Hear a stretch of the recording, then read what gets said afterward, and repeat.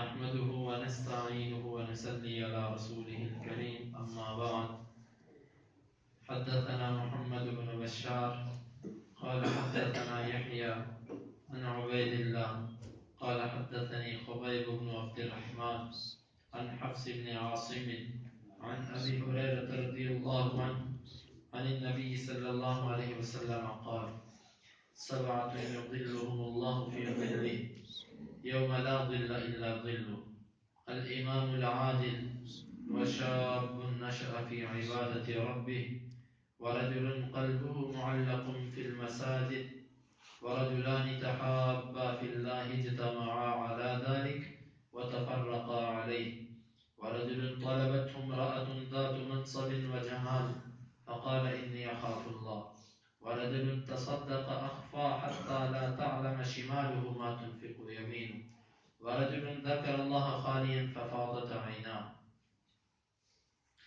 امام بخاری فرماتے ہیں کہ ہمیں بیان کیا محمد بن بشار نے، وہ کہتے ہیں ہمیں بیان کیا یحییٰ نے عبید اللہ سے، اور وہ کہتے ہیں کہ مجھے بیان کیا خبیب بن عبد الرحمن نے حفص بن عاصم سے، اور وہ صحابی رسول ابو ہریرہ رضی اللہ عنہ سے، اور وہ نبی صلی اللہ علیہ وسلم سے۔ وہ کہتے ہیں کہ 7 آدمی اللہ رب العزت ان کو اپنا سایہ نصیب فرمائیں گے جس دن کوئی سایہ نہیں ہوگا سوائے اس کے سائے کے۔ الامام العادل، وہ امام جو عدل کرنے والا ہے۔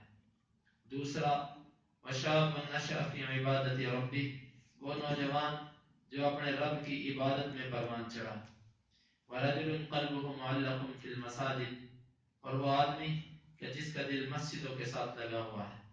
ورجلان تحابا فی اللہ اجتمعا علی ذلک وتفرقا علیہ، اور 2 وہ آدمی جو آپس میں محبت صرف اللہ ہی کے لیے کرتے ہیں، اسی پر وہ ملتے ہیں اور اسی پر وہ جدا ہوتے ہیں۔ ورجل طلبته امرأة ذات منصب وجمال، اور ایک وہ آدمی کہ جس کو کسی خوبصورت اور معزز عورت نے، شرف والی عورت نے دعوت دی، فقال انی اخاف اللہ، اس نے کہا میں اللہ سے ڈرتا ہوں۔ ورجل تصدق اخفى حتى لا تعلم شماله ما تنفق يمينه، اور ایک وہ آدمی کہ جس نے صدقہ کیا حتیٰ کہ اس کے بائیں کو پتہ نہ چل سکا کہ اس کے دائیں نے کیا خرچ کیا۔ ورجل ذکر اللہ خالیا ففاضت عیناہ، اور ایک وہ آدمی کہ جس نے اللہ کا ذکر کیا تنہائی میں، بس اس کی آنکھیں بہہ پڑی۔ سبعۃ، 7 آدمی۔ اس حدیث کے اندر تو 7 کا ذکر ہے، لیکن اس سے حصر مراد نہیں ہے، یہ مطلب نہیں کہ صرف 7۔ امام ابن حجر رحمۃ اللہ علیہ نے اور بھی کچھ ایسے لوگوں کا شمار کیا ہے کہ جن کو اللہ رب العزت کے عرش کا سایہ ملے گا، اور بعض علماء نے اس پر ایک مستقل کتاب لکھی ہے، وہ کون سے خوش نصیب ہیں کہ جن کو اللہ رب العزت کے عرش کا سایہ ملے گا۔ یہ لوگ 7 نہیں ہیں، زیادہ ہیں، لیکن اس حدیث کے اندر 7 کا ذکر ہے۔ یظلهم اللہ فی ظلہ، اللہ تعالیٰ ان کو اپنا سایہ عطا فرمائیں گے۔ یہاں پر عرش کے سائے کا ذکر نہیں ہے، لیکن مسند احمد کے اندر اس کی صراحت موجود ہے کہ سائے سے مراد اللہ کے عرش کا سایہ ہے، اور اس کی سند بھی حسن ہے۔ تو لہذا اللہ رب العزت کا عرش ہے اور عرش کا سایہ ہے۔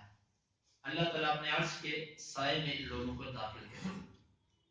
اور بعض روایات کے اندر آتا ہے کہ اللہ رب العزت کے وہ دائیں جانب ہوں گے، حالانکہ اللہ رب العزت کے دونوں ہاتھ دائیں ہیں، ہمارا ایک دایاں اور ایک بایاں ہے۔ حدیث میں آتا ہے اللہ کے دونوں ہاتھ دائیں ہیں، اللہ کے ہاتھوں کے لیے دائیں اور بائیں کا لفظ نہیں بولا جائے گا، اس کے دونوں دائیں ہیں، اور اس کے ہاتھ ہمارے ہاتھوں جیسے نہیں ہیں۔ جب ہم ہاتھ کا لفظ بولتے ہیں تو اس سے یہ مراد نہیں ہوتا اللہ تعالیٰ کا ہاتھ کیسا ہے جیسے اس کی شان کے لائق ہے، جس طرح اس کا وجود اس کی شان کے لائق ہے، اسی طرح اس کا ہاتھ بھی اس کی شان کے لائق ہے۔ یوم لا ظل الا ظل، جس دن کوئی سایہ نہیں ہوگا سوائے اس کے عرش کے سائے کے، کیونکہ سورج اس دن 1 میل کے فاصلے پر ہوگا، اس دن کوئی سایہ نہیں ہوگا۔ اور راوی کہتا ہے کہ میل کا لفظ عربی زبان میں 2 معنی کے لیے استعمال ہوتا ہے۔ ایک معنی ہوتا ہے مسافت والا میل، مسافت سفر والا میل جو ہوتا ہے، اور دوسرا میل کا لفظ عربی زبان میں اس سرمچو پر بولا جاتا ہے جو سرمے دانی میں داخل کیا جاتا ہے، اس سلائی پر بولا جاتا ہے جس کو سرما لگا کر آنکھ میں ڈالا جاتا ہے، وہ کہتا ہے مجھے نہیں معلوم کہ یہاں سے میل سے کیا مراد ہے، وہ مسافت والا میل مراد ہے یا یہ سرمچو والا میل مراد ہے۔ کوئی سایہ نہیں ہوگا، 7 خوش نصیب ہوں گے، ان میں سے پہلا الامام العادل، عادل کرنے والا امام۔ امام سے مراد یہاں پر خلیفہ ہے، حکمران ہے، کہ وہ حکمران جو لوگوں کے درمیان عدل و انصاف کرتا رہا، ہر معاملے کے اندر عدل اور انصاف۔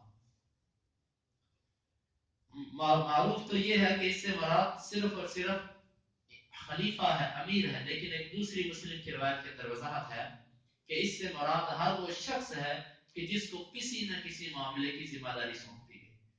مثلا آپ مسجد کی انتظامیہ ہیں، اب آپ مسجد کے امام، آپ اپنے گھر کے سربراہ ہو، آپ اپنی اولاد اور اپنے بیوی بچوں کے امام اور سربراہ ہو۔ آپ کے پاس ایک دکان ہے، آپ اس دکان کے سربراہ ہو کہ اس دکان کے اندر تجارت اسلامی طریقے سے ہوتی ہے، غیر اسلامی طریقے سے جھوٹ بولا جاتا ہے، 2 نمبری ہوتی ہے، جو بھی ہوتا ہے آپ اس دکان کے امام ہو۔ کسی علاقے کے آپ کونسلر ہو، ایم پی اے، ایم این اے، کچھ بھی ہو، کچھ بھی، آپ کو اگر کوئی ذمہ داری سونپ دی گئی ہے، آپ اگر اس کے اندر عدل کرتے ہو تو آپ اللہ کے ہاں اس سائے کے نیچے آؤ گے کہ جو اللہ خاص قسم کے لوگوں کو اپنے عرش کا سایہ عطا فرمائے۔ اگر آپ کسی سرکاری جاب میں ہیں تو آپ غلط سفارش اگر قبول کرتے ہیں تو آپ خیانت کر رہے ہیں۔ میرٹ پر کام کرنا، میرٹ پر فیصلے کرنا، یہ آپ کا حق بنتا ہے۔ سرکار کی طرف سے آپ کو کوئی ذمہ داری ہے، آپ اس کا فیصلہ میرٹ پر کرو، معیار پر آ کر اس کا فیصلہ کرو، سفارشوں پر اور روپے پیسے اور رشوت پر اس کا فیصلہ نہ کرو۔ امام عادل سے اس لفظوں سے تو حکمران مراد دیا جا سکتا ہے، لیکن اس کا مفہوم بڑا وسیع ہے، بڑا وسیع۔ ایک استاد وہ اپنے شاگردوں کا امام ہوتا ہے، ایک عورت وہ اپنے بچوں کی امام ہوتی ہے، بچوں کی ماں ان کی امام ہوتی ہے، ان کی تربیت کرنے والی ہوتی ہے۔ یہ سب کے سب اس میں آ جاتے ہیں۔ اگر یہ عدل کریں گے، انصاف کریں گے، کسی پر زیادتی نہیں کریں گے تو اللہ رب العزت ان کو اپنے عرش کا سایہ عطا فرمائے گا۔ عدل کی تشریح بہت لمبی کی جا سکتی ہے، آسان لفظوں میں بس اتنا سمجھ لو، اللہ کے حقوق پورے ادا کرنا اور مخلوق کے حقوق پورے ادا کرنا، اس کو عدل کہتے ہیں۔ اگر کوئی بندہ اللہ کے حق ادا نہیں کرتا، دنیا میں بڑا عدل و انصاف کرتا تو یہ عادل نہیں ہے، اور اگر کوئی صرف اللہ کے حقوق ادا کرتا ہے، مخلوق کے حقوق نہیں ادا کرتا، یہ بندہ بھی عادل نہیں ہے۔ عادل وہ ہوتا ہے جو اللہ اور مخلوق دونوں کے حقوق کا پورا خیال رکھے۔ وشاب النشأ فی عبادت ربی، دوسرا شخص وہ ہے، وہ نوجوان جو اپنے رب کی عبادت میں پروان چڑھا۔ نوجوان کا ذکر اس لیے کیا کہ جب نوجوانی ہوتی ہے اس وقت انسان پر شہوت کا غلبہ اور خواہشات کا اس کے اوپر ایک ٹھاٹھے مارتا سمندر امڑ رہا ہوتا ہے جو اس کو اپنی طرف کھینچتا ہے، اور اگر اس حالت کے اندر یہ آ کر اللہ کی عبادت کرتا ہے، نوجوان ہے، اس سے داڑھی رکھی ہوئی ہے، شلوار ٹاپنا سے اوپر ہے، 5 وقت کا نمازی ہے، تو یہ اللہ رب العزت کو یہ بات بڑی پسند ہے۔ اس کی ایک وجہ یہ بھی ہے کہ ہر کام کرنے کی جو لذت ہوتی ہے وہ جوانی میں ہوتی ہے۔ شادی کا مزہ جوانی میں ہے، کھیل کود کا مزہ جوانی میں ہے، کھانے پینے کا مزہ جوانی میں ہے، باغ دوڑ کا مزہ جوانی میں ہے، سارے کام وہ جوانی میں ہوتے ہیں۔ بڑھاپے کے وقت تو نہ شادی کا وہ مزہ، اور نہ اگر زیادہ کھا لیا تو مصیبت بن گئی۔ بڑھاپے میں وہ چیز نہیں ہوتی، ہر کام کا مزہ جوانی میں ہوتا ہے۔ اسی طرح عبادت کی لذت بھی جوانی میں ہوتی ہے۔ جب بندہ جوان ہوتا ہے وہ رات کو 2 گھنٹے بھی قیام کر سکتا ہے، تہجد پڑھ سکتا ہے، 2 سپارے نماز کے اندر وہ پڑھ سکتا ہے۔ جب بوڑھا ہو جائے گا، عمر زیادہ ہو جائے گی، کبھی گھٹنوں کا درد، کبھی کمر میں درد، کھڑا نہیں ہو سکتا، آنکھیں کمزور، سانس چڑھ جاتا ہے، پھر مشکلات ہوتی ہیں۔ جوانی کی عبادت ہی عبادت ہے۔ روزے رکھنے ہیں جوانی میں، یہ نہیں کہ اچھا میں رکھوں گا، اگر جوانی میں نہیں رکھنے تو کب رکھنے؟ بڑھاپے میں تو ویسے بھی بندے کو بعض دفعہ اللہ نہ محفوظ رکھے بیماریاں گھیر لیتی، کبھی کوئی بیماری کبھی کوئی بیماری، تھوڑی تھوڑی دیر بعد دوائی کھانا، کبھی پانی پینا۔ اصل جو کام ہے وہ جوانی کا، روزے رکھنے کا مزہ، عبادت کرنے کا مزہ، جہاد کرنے کا مزہ، اور اللہ کے حکموں کو بجا لانے کا مزہ یہ جوانی میں ہے، تو اس لیے اصل جوانی ہے۔ اللہ رب العزت کو جوانی ہی کی عبادت زیادہ پسند ہے کہ جب دونوں قوتیں موجود ہوں اور بندہ اس میں سے دینی قوت کو اختیار کر لے، تو یہ مزہ ہے۔ یہ نہیں کہ جب کسی کی آنکھیں کام کرنا چھوڑ دے تو وہ کہ آج کے بعد میں ٹی وی نہیں دیکھوں گا، کسی کے کان سننا چھوڑ دے وہ کہ آج کے بعد میں گانا نہیں سنوں گا، یہ تو کوئی کمال نہیں۔ کمال یہ ہے کہ دل چاہتا بھی ہو لیکن اس کے باوجود بندہ اللہ کی عبادت کی طرف۔ جوانی اس کی عبادت جس بندے کو اس عمر میں اللہ رب العزت نیکی کی توفیق عطا فرماتے ہیں، بڑھاپے کے اندر اللہ تعالیٰ اس کو اس میں اضافہ ہی عطا فرماتے ہیں، کیونکہ معقولہ ہے عربی کا کہ انسان جن عادتوں پر جوان ہوتا ہے انہی پر بوڑھا ہوتا ہے۔ اور اگر کوئی یہ سمجھتا ہے کہ میری جوانی عیاشی کی ہو تو ممکن ہے اللہ تعالیٰ اس کو ہدایت دے دے، اللہ سے کچھ بعید نہیں، لیکن اکثر دیکھا یہ گیا ہے کہ ایسے لوگوں کا بڑھاپا بھی ایسا ہی ہوتا ہے۔ جو بندہ کہتا ہے نا کہ میں عنقریب رکھ لوں گا، عنقریب میں یہ کام کر لوں گا، یہ عنقریب والا وقت جلدی نہیں آتا، ابلیس ایسا کرنے نہیں دیتا۔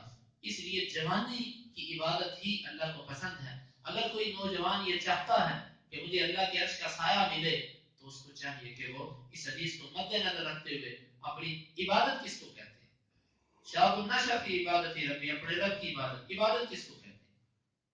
عبادت کا مطلب نماز نہیں ہے، عبادت کا مطلب روزہ نہیں ہے۔ آنکھوں کی عبادت ہوتی ہے، کانوں کی عبادت ہوتی ہے، زبان کی عبادت ہوتی ہے، ہاتھ کی عبادت ہے، دل کی عبادت ہے، قدم کی عبادت ہے۔ آنکھ کی عبادت یہ ہے اپنی نظر میں حیا پیدا کرنا۔ ایک لڑکی جا رہی ہے، آپ اس کی طرف دیکھتے ہو، کیوں؟ وہ آپ کی نہیں ہے، اگر آپ کی ہوگی تو آپ کو مل جائے گی، آپ کی وہ نہیں ہے۔ کسی کے مال کی طرف دیکھنا، کسی کی امانت کی طرف دیکھنا یہ خیانت ہے، وہ جیسی بھی ہے، بس یہ سوچو کہ یہ میرے لیے نہیں ہے، دیکھنے سے مجھے کیا ملے گا سوائے حسرت کے، سوائے حسرت اور دل کی خرابی کی اور کچھ بھی نہیں ملتا۔ یہ شیطان کہتا چلے ایک دفعہ دیکھ تو صحیح، چل دیکھ تو لے، کچھ بھی نہیں ملتا اس سے۔ دل کو سمجھانے والی بات ہے۔ کان غلط بات سننے سے کیا ہوتا ہے؟ غیبت اور چغلی بڑے شوق سے سنتے ہیں، یہ کانوں کی عبادت نہیں ہے۔ عبادت جسم کے ہر عضو کی مستقل علیحدہ علیحدہ ایک عبادت ہے، صرف نماز کا نام عبادت نہیں ہے۔ وَرَجُلٌ قَلْبُهُ مُعَلَّقٌ بِالْمَسْجِدِ، اور تیسرا شخص وہ ہے کہ جس کا دل مساجد کے ساتھ لٹکا ہوا ہے۔ مسجدوں سے دل کے لٹکنے کی دو صورتیں ہیں، ایک تو یہ ہے کہ یہ مسجد میں بیٹھا رہتا ہے، کھانا کھانے جاتا ہے پھر مسجد آ جاتا ہے، بوڑھا ہے گھر میں کام کوئی نہیں، کسی چوک میں جا کر نہیں بیٹھتا، کسی پارک میں جا کر تاش نہیں کھیلتا، کسی دکان کے تھڑے پر بیٹھ کر سارا دن اخبار نہیں پڑھتا رہتا، بلکہ کہتا میرے اوپر اللہ نے ذمہ داری ختم کر دی ہے، اب میں اللہ کا شکریہ ادا کروں۔ آ جاتا ہے مسجد میں، کبھی سو جاتا ہے، کبھی اٹھ کے قرآن پڑھتا ہے، کبھی اللہ کا ذکر کرتا ہے، مسجد میں رہتا ہے، مسجد سے اس کو محبت ہو گئی ہے۔ ایک تو یہ آدمی مراد ہے۔ دوسرا وہ ہے کہ ذمہ داریاں بہت زیادہ ہیں، کاروبار ہے، بچے ہیں، والدین کی خدمت ہے، اور کچھ ذمہ داریاں ہیں، مجبوراً نماز پڑھنے کے بعد مسجد سے نکلنا پڑتا ہے، لیکن دل کی کیفیت یہ ہے کہ دل مسجد کی طرف ہے کہ کب دوبارہ نماز کا ٹائم ہو میں دوبارہ مسجد میں چلا جاؤں، کب اذان ہو میں دوبارہ بھاگ کے مسجد جاؤں، کب اس کام سے میں فارغ ہو جاؤں میں مسجد دوبارہ جاؤں۔ یہ دونوں آدمی سے مراد ہو سکتے ہیں، ایک وہ جو مسجد میں بیٹھا رہتا ہے، دوسرا جو مسجد سے نکل تو گیا لیکن اس کا دل مسجدوں کے ساتھ ہے، محبت اس کو مسجد سے ہے، اور مسجد میں آتا ہے نماز پڑھنے کے لیے جلدی، اور نماز پڑھنے کے بعد بھی جلدی اس کے نکلنے کو دل نہیں کرتا کہ بیٹھا رہوں اللہ کا ذکر کرتا رہوں، اور پھر ایسے کو اللہ تعالیٰ بھی نہیں نکلنے دیتے۔ یقین مانیے ایسے کو اللہ تعالیٰ بھی نہیں نکلنے دیتے، یہ اٹھ کر جانے لگتا ہے، فرشتہ اس کے دل میں ڈال دیتا ہے یار تھوڑا سا تو وقت اور بیٹھ جائے، یہ پھر بیٹھ جاتا ہے، پھر یہ قرآن کی تلاوت کرتا ہے، پھر فرشتہ اس کے دل میں ڈالتا ہے کہ ایک رکوع اور کر لے، یہ ایک رکوع اور کر لیتا ہے، پھر وہ اس کو کہتا ہے چل آج 2 نفل پڑھ لے، صلاۃ الاستغفار، اپنی زندگی کے سارے گناہوں کی معافی مانگ لے، یہ معافی مانگنے کے 2 نفل پڑھتا ہے، یعنی کہ اللہ تعالیٰ اس کو گاہے بگاہے رہنمائی کرتے رہتے ہیں، ایسا کر لے ایسا کر لے، بس اس کو مسجد سے محبت ہو گئی ہے۔ اللہ ہمیں ان میں سے کر دے۔ مسجد سے محبت یہ ایمان کا حصہ ہے۔ आपने फरमाया कि जब तुम देखो कोई बंदा मस्जिद से तिनका उठाकर बैठता है, मस्जिद को साफ कर रहा है, तुम गवाही दे दो कि इसके दिल में ईमान मौजूद है। मस्जिदों से मोहब्बत होनी चाहिए। मस्जिद से मुराद ये नहीं है कि मस्जिद के दाएं बाएं कुर्ब जवार में जो जगह है वहां पर आकर बंदा बैठ जाए। मस्जिद से मुराद ये जगह है जहां पर नमाज पढ़ी जाती है। ये मुराद नहीं कि कोई बंदा कुर्ब जवार के बाद जगहों पर बैठ जाए और कुछ ना कुछ अपने आप को किसी चीज में मशगूल रखे और समझे कि मैं मस्जिद से बड़ी मोहब्बत करता हूँ। ये मस्जिद से मोहब्बत नहीं है। मस्जिद में आकर बैठे, अंदर बैठे, यहाँ ये मस्जिद से मोहब्बत है।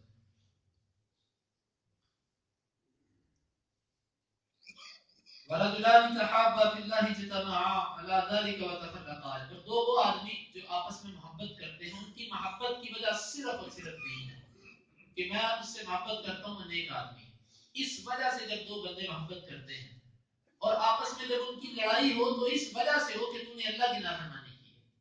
फरमाया कि ये दो शख्स ऐसे हैं कि अल्लाह ताला इनको अपने अर्श का साया अता फरमाए। वैसे ये एक हदीस इतनी तफसीली है कि इस पर कई दर्ज दिए जा सकते हैं, लेकिन मैं इख्तिसार से आपको बयान करता जा रहा हूँ। किसी आदमी से आपस में मोहब्बत करना अल्लाह के लिए, माल के लिए मोहब्बत होती है, बाद दफा किसी के चेहरे की वजह से मोहब्बत होती है, किसी की सखावत की वजह से मोहब्बत होती है, लेकिन अल्लाह के लिए एक दूसरे से मोहब्बत करने वाले बहुत कम होते हैं। आप सल्लल्लाहु अलैहि वसल्लम ने फरमाया अल्लाह ताला ने क़यामत के दिन मिंबर, नूर के मिंबर बना रखे हैं, नूर के मिंबर। साहबा ने पूछा अल्लाह के नबी इन नूर के मिंबरों पर नबी चढ़ेंगे? आपने फरमाया नहीं। उन्होंने कहा कौन? आपने फरमाया वो लोग होंगे जो दुनिया में आपस में सिर्फ अल्लाह की वजह से मोहब्बत करते होंगे। ये मोहब्बत, ये लफ्ज कहना आसान है, इसका अमली तौर पर नमूना बड़ा मुश्किल है। किसी नेक आदमी से मोहब्बत सिर्फ इसलिए करना कि मैं आपसे अल्लाह के लिए मोहब्बत करता हूँ। और हदीस के अंदर आता है जब कोई बंदा किसी से मोहब्बत करे तो उसका इजहार भी उससे करे। जिस तरह के हदीस में आता है एक आदमी ने कहा कि मैं फलां से मोहब्बत करता हूँ अल्लाह के लिए, अल्लाह के नबी ने फरमाया चल जाकर उसको बदला कर, उसका इजहार करके आके तुझसे अल्लाह के लिए मोहब्बत करता। और आपने, अल्लाह के नबी ने दुआ बतलाई है कि जब कोई आपको कहे कि मैं आपसे अल्लाह के लिए मोहब्बत करता हूं तो आप उसको ये दुआ दीजिए अहब्बकल्लाहु अल्लज़ी अहबब्तनी लहू, अल्लाह भी तेरे साथ मोहब्बत करे जिसकी वजह से तूने मेरे साथ मोहब्बत की। अल्लाह के लिए मोहब्बत करने वाले बहुत कम लोग हैं, बहुत कम। और इसकी फजीलत इतनी ज्यादा है कि अल्लाह के नबी ने फरमाया उस वक्त तक किसी बंदे को ईमान की लज्जत नहीं मिल सकती जब तक वो किसी से अल्लाह के लिए मोहब्बत ना कर ले और किसी से अल्लाह की वजह से नाराज ना हो जाए। हम डरते हैं, नहीं नहीं बरादरी नाराज हो जाएगी, फला नाराज हो जाएगा। अल्लाह को देखो, अल्लाह को नाराज ना करो, लोगों की खैर है। अल्लाह को राजी करने के लिए किसी से मोहब्बत, हमें चाहिए कि अपनी जिंदगी में ऐसे कुछ लोगों से ताल्लुकात बनाएं कि जिनसे हमारा ताल्लुक सिर्फ इस वजह से कि ये नेक बंदा है, सिर्फ इस वजह से। और इससे किसी मर्द और औरत की मोहब्बत मुराद नहीं है, गलत किस्म की मोहब्बत इससे मुराद नहीं है। यहीं से गलत किस्म के लोगों से मोहब्बत मुराद नहीं, जो गलत किस्म के पीर होते हैं, लोगों को गलत कामों की तरफ बुलाते हैं, शिरक और बिदअत की तरफ बुलाते हैं, उनकी मोहब्बत भी मुराद नहीं। कोई आमी बंदा है, नेक आदमी, आप उसको कहते हैं मैं आपसे मोहब्बत करता हूँ। और अल्लाह के नबी सल्लल्लाहु अलैहि वसल्लम ने फरमाया अलमरउ मअ मन अहब्बा, बंदा जिससे मोहब्बत करता है वो उसी के साथ होगा।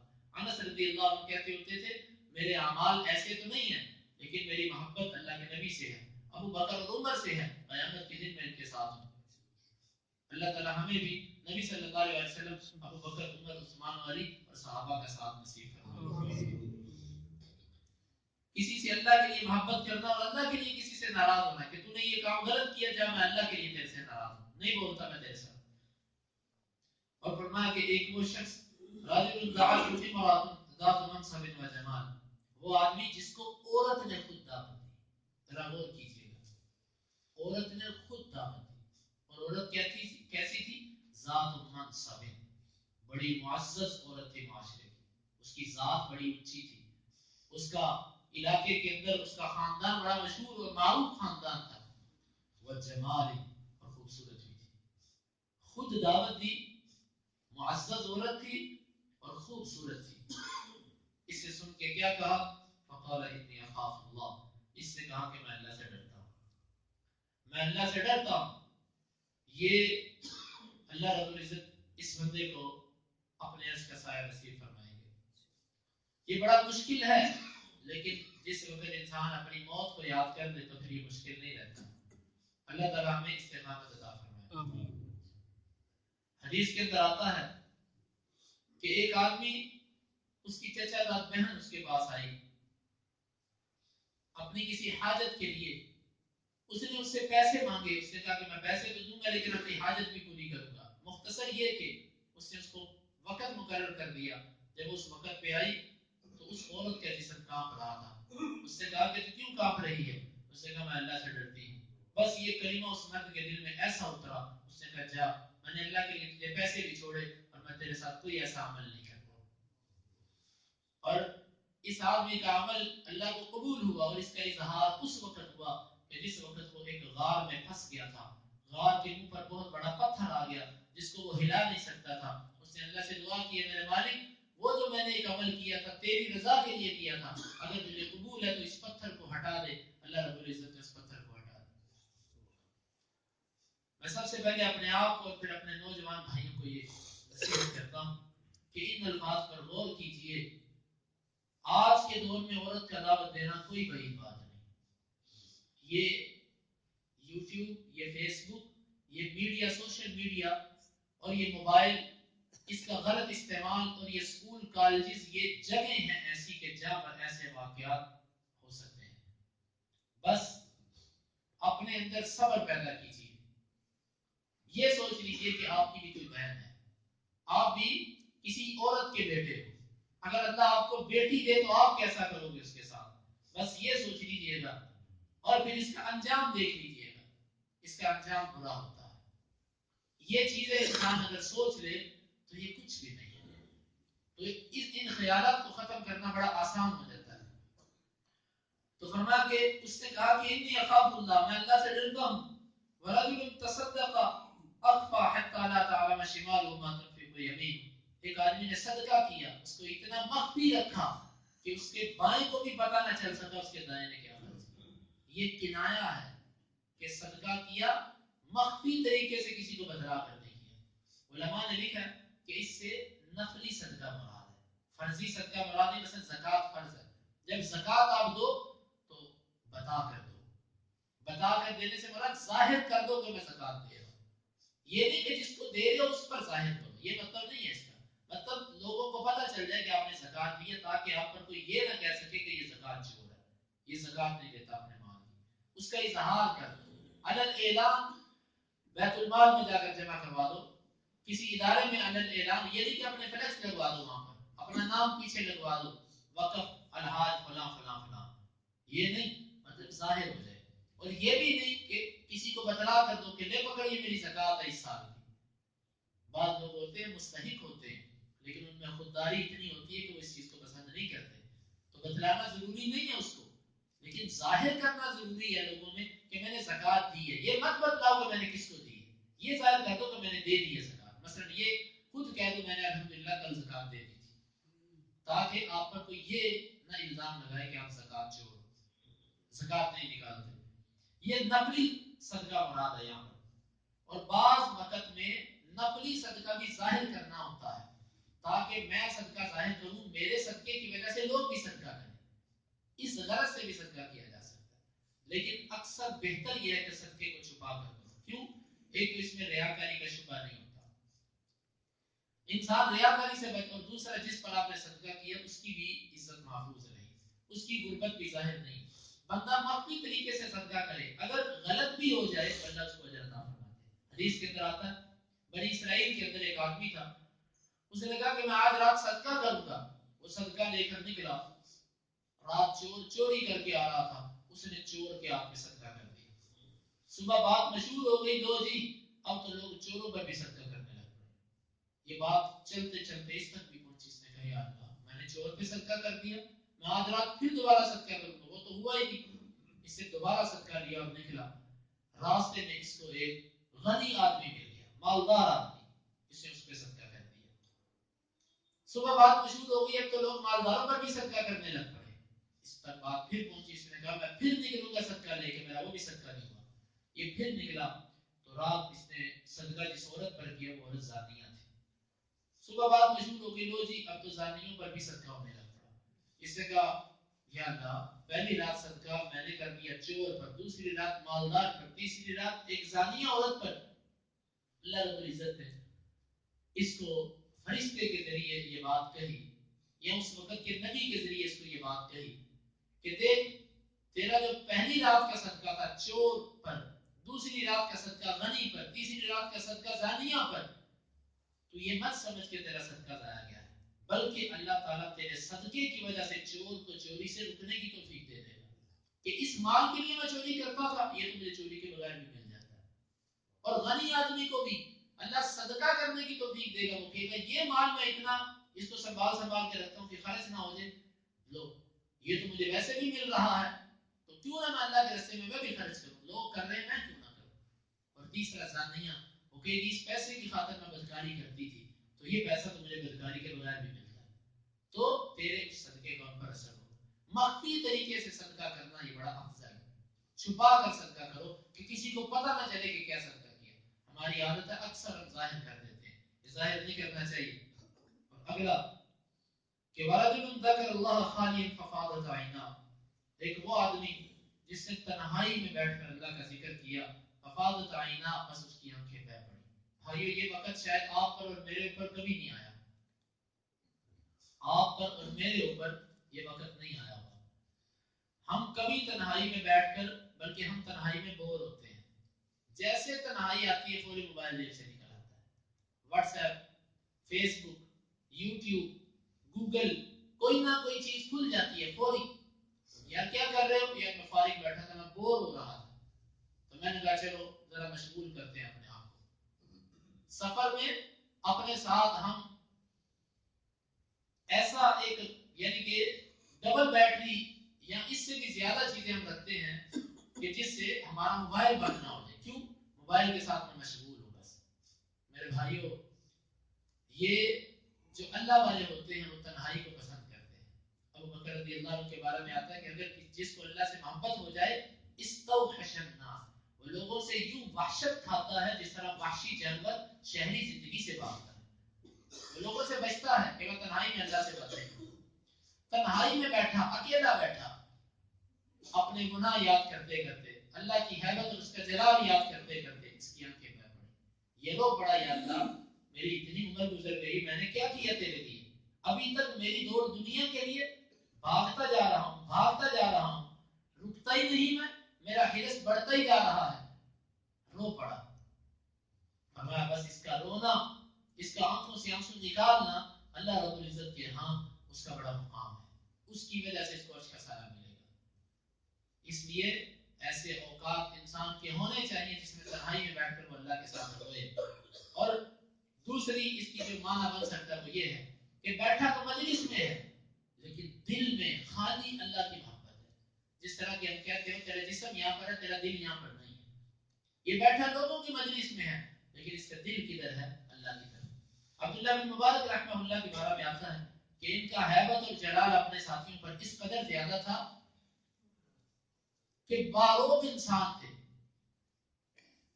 ایک ان کا ساتھی کہتا ہے کہ میں نے کہا کہ میں عبداللہ بن مبارک کا یہ راز معلوم کر کے رہوں کہ کیا چیز ہے جو عبداللہ بن مبارک کو ہم سے جدا کر رہی ہے. وہ کہتے ہیں ہم ایک قافلے میں تھے تو چلتے رات کا وقت ہم کہیں رکے تو کھانے کا وقت تھا، چراغ جلایا تو کھانا کھانے لگے. اس دوران چراغ بجھ گیا، اندھیرا ہو گیا. جب اندھیرا ہوا تو جس طرح آج جب لائٹ جاتی ہے تو لوگ شور کر دیتے ہیں، او لائٹ چلی گئی، لائٹ چلی گئی، شور ہو جاتا ہے. وہ کہتے ہیں ایسے آوازیں اٹھی کہ میرا تجسس تو پہلے عبداللہ بن مبارک پر تھا، یہ بہت بڑے امام ہیں، میرا تجسس تو پہلے عبداللہ بن مبارک پر تھا کہ میں اس کو تلاش کروں یہ کیا کرتا ہے. وہ کہتے ہیں بس میں نے اپنی آنکھیں اور اپنے کان عبداللہ بن مبارک کی طرف ٹکا دیے. میں نے کہا جیسے ہی چراغ سیدھا ہوگا، روشنی آئے گی، سب سے پہلے میں عبداللہ کے چہرے کو دیکھوں گا. وہ کہتے ہیں کہ جب چراغ درست کیا گیا میں نے عبداللہ بن مبارک کے چہرے کو دیکھا تو اس کا چہرہ، اس کی آنکھوں سے آنسو بہ رہے تھے،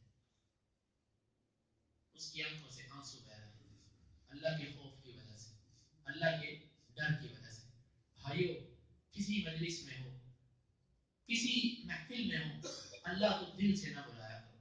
ذکر اللہ، اللہ کا ذکر کیا. ذکر کرنے کی دو صورتیں، ایک ہوتا بندہ زبان سے ذکر کرے، یہ تو بہت سارے لوگ کرتے ہیں، لیکن ذکر کی اصل صورت زبان کے ساتھ ساتھ اپنے دل کو حاضر رکھنا. ایک ہوتا ہے اللہ کا ذکر کرنا اور ایک ہوتا ہے اللہ کو یاد رکھنا. اللہ کو یاد رکھنا اصل چیز ہے. ذکر کرنے والے بڑے ملیں گے, اللہ کو یاد رکھنے والے کم ملیں گے. تجارت کرتے وقت اللہ کو یاد رکھو, اپنے ملازم کے ساتھ سلوک برتتے وقت اللہ کو یاد رکھو, کسی غریب کے ساتھ قرض لیتے دیتے وقت اللہ کو یاد رکھو. اللہ کو یاد جب رکھو گے آپ کا ہر معاملہ درست ہو جائے گا. اور اگر اللہ کو یاد نہیں رکھو گے, صرف ذکر کرو گے, ذکر کا فائدہ ضرور ہوگا لیکن یہ ذکر آپ کو وہ فائدہ نہیں پہنچا سکے گا جو اللہ کو یاد رکھنا. اللہ کو یاد رکھو, دل سے, زبان سے کسی سے باتیں بھی کر رہے ہو, آپ کے دل کے اندر جو درگت اور محبت ہونی چاہیے وہ اللہ کے لیے. جس طرح جس سے محبت ہو جائے وہ بیٹھا کہیں ہوتا ہے, وہ سوچتا کہیں اپنے محبوب کا تصور ہر وقت دل میں لیے ہوتا ہے. یہ کیفیت ہونی چاہیے ایک مومن آدمی کی کہ بیٹھا مجلس میں ہو لیکن دل اس کا اللہ کے ساتھ لگا ہو. یہ 7 قسم کے آدمی ہیں جن کو اللہ تعالیٰ اپنے عرش کا سایہ عطا فرمائیں گے. اللہ ہم تجھ سے دعا کرتے ہیں کہ ہمیں ان میں شامل کر دیں یا رب العالمین. یہ 7 خصلتیں ہمیں عطا فرما. یہاں پر ذکر تو مرد کا ہے لیکن اس میں عورتیں بھی شامل ہیں, عورتیں بھی اس میں شامل. ہاں سوائے مسجد کے, کہ مسجد میں عورت ظاہر ہے, عورت کا گھر میں نماز پڑھنا افضل ہے, بہتر ہے کہ وہ گھر میں نماز پڑھے. تو باقی تمام خصلتوں کے اندر عورتیں بھی برابر کی شریک ہیں. عورت کو بھی اگر کوئی خوبصورت مرد دعوت دیتا ہے تو وہ اگر کہتی ہے کہ میں اللہ سے ڈرتی ہوں تو یہ اللہ رب العزت اس کو بھی عرش کا سایہ, باقی ساری صورتوں میں بھی عرش کا سایہ اس کو ملے گا. اللہ تعالیٰ سے دعا ہے اللہ ہمیں اس پر عمل کی توفیق عطا فرمائے. اللهم انفعنا بما علمتنا وعلمنا ما ينفعنا وزدنا علما. اللهم اقسم لنا من خشيتك ما تحول به بيننا وبين معصيتك, ومن طاعتك ما تبلغنا به جنتك, ومن اليقين ما تهون به علينا مصائب الدنيا. متعنا اللهم بأسماعنا وأبصارنا وقواتنا أبدا ما أحييتنا, واجعله الوارث منا, واجعل ثارنا على من ظلمنا, ولا تجعل مصيبتنا في ديننا, ولا تجعل الدنيا أكبر همنا ولا مبلغ علمنا, ولا تسلط علينا من لا يرحمنا. وآخر دعوانا أن الحمد لله رب العالمين.